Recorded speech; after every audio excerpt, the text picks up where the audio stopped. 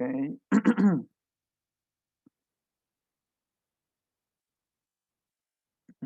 Okay. Well, good afternoon. My name is Santiago Gomez Vera, and this is the presentation of the final delivery of the key activity of the course of Energy and Transformation 2. Introduction. Well, the purpose of this activity is to find physics and maths in an action or situation that we live every day. In this case, well, in my case, the situation I chose was, well, takes place in my mornings, well, in the mornings, at the point where I'm taking breakfast, exactly. So, what was the situation? Well, the situation starts with the next question. If we're going to eat milk and cereal, what should we pour first into the bowl, the milk or the cereal? The reason of this question is based, sorry, on mainly avoiding waste because we waste a lot of food when we are eating, and of course saving resources and food, as I already said, and along with the confirmation if we are doing it correctly or not. This question exists because of the analysis that I already said of the situation. And if we ask ourselves, if we pour cereal first, can we save milk? Because when we see the amount of cereal that we are pouring, we supposedly calculate the amount of milk that we are going to pour. Or the other way around, are we not pouring enough milk? So this is the base of the project that will be described in the next slides. And next, well, the hypothesis. The hypothesis I established in my document, in my first delivery, goes as follows. According to our logic, well, my logic and my experience of physics, sorry, when a liquid is poured in a recipient, the volume of the recipient and the liquid will be the same. Because you can measure the volume of the recipient by pouring liquid in it, filling it to the top until it reaches the top, and then, sorry, pouring that liquid into a measuring cup, and voila, you get the volume. Then, but what happens when we introduce a solid into the liquid? Well, the volume of the solid and the liquid will be added, give this resulting into a higher volume. And if we did not calculate this increasing, the liquid and the solid may overpass the capacity of our bowl. This means that when we have a solid and a liquid and we put them into a certain recipient, their volume will be added. And in this case, because thanks to the cereal that floats, well, the liquid, the volumes are adding and the liquid is pushing the cereal up because it has air inside it, it floatates, and then this may cause an overpass in the recipient. So in our hypothesis, the solid should go first, so we can calculate the amount of the cereal that should go in, so it does not overpass the bowl's capacity. Next. According to the hypothesis, well, this is the methodology, sorry, and according to the hypothesis that I've already said, the variables in this project are the cereal and the milk, the cereal being the independent one and the milk being the dependent one. This means that, according to our hypothesis again, because of the solid, in this case the cereal should go first, we are basing the amount of milk that we are going to pour on the solid. This means that the solid is the independent one and the milk the dependent one, because the milk depends on the cereal. And the control variable is the bowl, because the other variables, the independent and dependent one, will not be affected by the bowl. That's why it is a control variable. So next, the materials used in this experiment are the cereal, of course. I used a rounded cereal. Then I used almond milk. and a bowl of 350 milliliters, a scale or weighing machine, or if you don't have one, as was my case, a measuring cup. I'm saying it, sorry, measuring cup. And all of this will take place at a room temperature. Continuing, this experiment will be carried out as following. The first thing we are going to do is obtain the volume of the bowl, as I already said, by pouring liquid into it, reaching the top, then putting that liquid into a measuring cup, and you get the volume of the bowl. Then we're gonna do the same thing, but with cereal. We're gonna pour in cereal until it reaches the top, then put the cereal into the measuring cup, and that's the volume of cereal that can fit into the bowl. Next, we will measure the amount of milk. We already did that with the liquid, and also by the try and error way, we are going to get the results.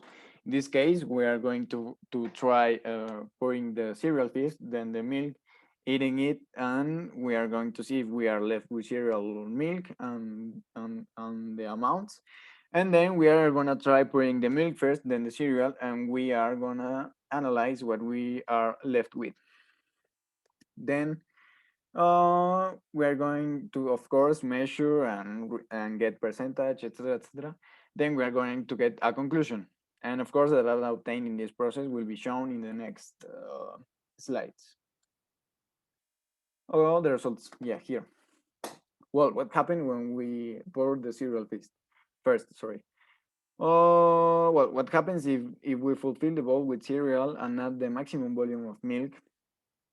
This means that we when we measure the maximum amount of, well, the maximum volume of cereal that we can pour into the bowl and pour it, and then we pour the maximum volume of milk that we can pour, well, the volume will be added, and as a result we got that the cereal will almost fall out of the bowl, because the bowl well, because the cereal maintained its position. It has already passed the top of the bowl, like for a centimeter, but it maintains its position.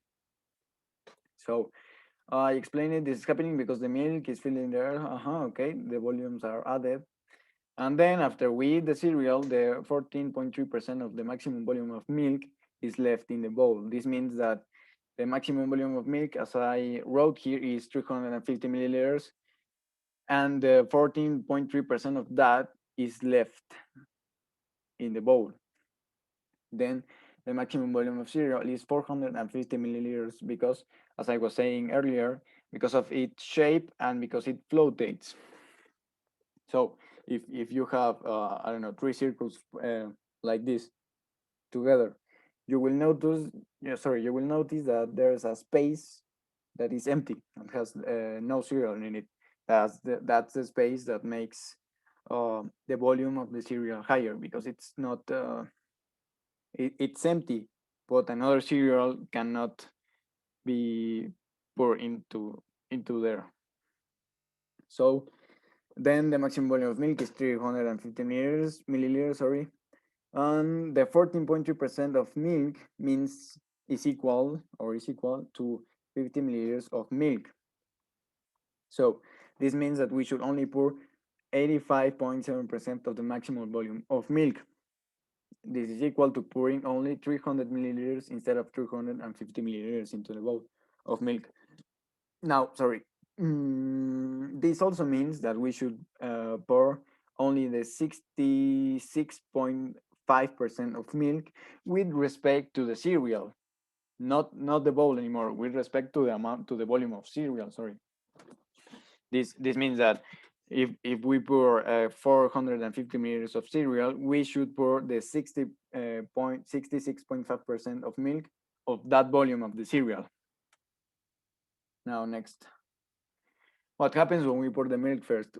Well, the resulting amount of milk will be depending on the person, on how the person eats its cereal. Most of the time, the maximum volume possible. Yeah, when we pour the cereal, we will pour the cereal to the point that it is almost falling out of the bowl if we pour the milk first. But because of the pushing force of the milk upwards, because the cereal flotates, the air inside the cereal is floating, as I already said, and this will cause that if we want to pour more cereal, we will not be able to because the cereal is already floating and it's reaching the top of the bowl, so there's no space left for more cereal. But here in the measurements, we notice that moments later, 75 seconds exactly, the cereal will start to sink in because it will get wet and heavier. So it will start to sink into the milk. But this is after a minute, 75 seconds after we are done pouring things. So we will not be able to notice this. So the the the um, the volume of the milk is the same, 350 milliliters. Then the volume of the cereal changes because we have poured the milk first. So we are pouring, instead of 150 milliliters, we are pouring 340 milliliters of cereal. This means that is 24.5% less cereal than in the first case when we pour the cereal first. This means that 75.5% with respect to the amount of the previous case. So we, instead of pouring 450 milliliters, we are pouring 340. That is equal to 75.5% of 450 milliliters. Then when we pour the milk first, 80 milliliters of milk are left in the bowl after we are done eating that. This means that it is 22.9% of the maximum volume of milk. This means that because we pour even less cereal, we end up with more milk left, 6.6% more milk, exactly. So conclusions. According to an interview of 8 people that I did in the process, 70% of them pour the cereal first and 25% of them pour the milk first. This is only to get an idea of how many people are doing things correctly and incorrectly. So when we pour the cereal first, we waste or end up with less milk left in the bowl than when we pour the first milk. This means that the result of this experiment is that we should pour we should pour the cereal first, then the milk. Of course, when we measure of ingredients before putting them, we should pour 60.5%, 66.5%, sorry, exactly of the volume of the milk. With respect to the volume of the cereal. This will have as a result no waste, but nobody measures the cereal and milk before eating them. So the recommendation is to pour first the cereal and then the milk. This means that 70% of the people interviewed are doing things correctly. On Well, when this project is viewed from a scientific perspective, it makes sense because we are achieving the objective, sorry, that is it. And at the same time, we are avoiding wasting our foods and resources. So in conclusion, pouring the cereal first and then the milk is the correct way to eat cereal and milk. The implication or conditions of these results are that they work when we are only pouring cereal and milk in the bowl. When we want to pour other ingredients, this process should be analyzed and done again. This project also contemplates these amounts and results when we eat with a spoonful of cereal and milk, not when we eat with a spoon sometimes only filled with cereal or sometimes only filled with milk. These are the conditions. Then for the future, it is a good option, according to me, to do this process of measurement and analysis for all of our meals. So we can achieve perfection when we are talking about eating. And of course, avoiding wasting food, wasting money, wasting time, etc. And well, here's the video. Um, Here's the video that is the evidence of my experiment. Okay, there you go.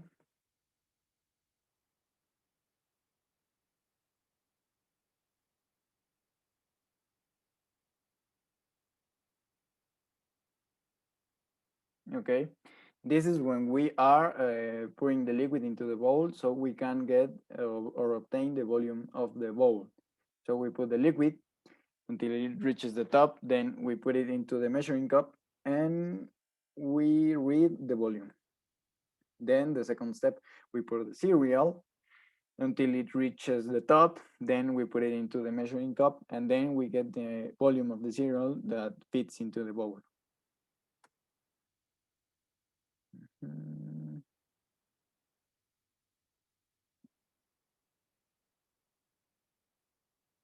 yeah, that's it. We are putting it into the measuring cup so we can obtain the maximum volume of cereal that fits into the bowl. Here, as we can see, it reaches the top. Then, with the volume of 10, when we pour the liquid, we get the milk and pour it into the bowl, as we can see here. Then we eat it, and this is the milk left when we are done eating the cereal. When we are done eating, when we have poured the cereal first.